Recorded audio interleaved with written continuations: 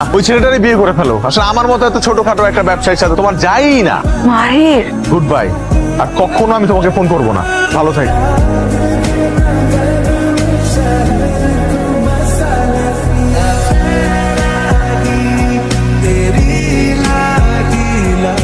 Sir, আমাদের একটা ভুল হয়েছে। আসলে রাজীব সাহেবের কোনো দোষ নেই, নতুন তো তাই খুব সহজে অফিস পলিটিক্সের শিকার হয়েছে। সব চাল চেলেছেন আসলে আমাদের পুরনো শমশের সাহেব। শমশেরই কাজ করেছে। এক্ষুনি রাইট না ওকে ফায়ার করেন। রাজীবকে আমি কল দিচ্ছি। হ্যালো রাজীব, আমি আপনার বস বলছি। দেখো, আমি আসলে জানতাম না যে রাজীব। বলতে হবে না, আমি জানতাম। তুমি জানতে? নিজের স্বামীর বসের নাম জানবো না? তাছাড়া তুমি তো এখন একজন বিখ্যাত বিজনেসম্যান। আমি রিয়েলি সরি মারিয়া। আসলে অফিসের মধ্যে একটা ভুল বোঝাবুঝির কারণে আজকে ওনার এই অবস্থা। আমাদের ছোট একটা মেয়ে আছে, আল্লাহ যেন ওর বাবাকে বাঁচিয়ে দেয়।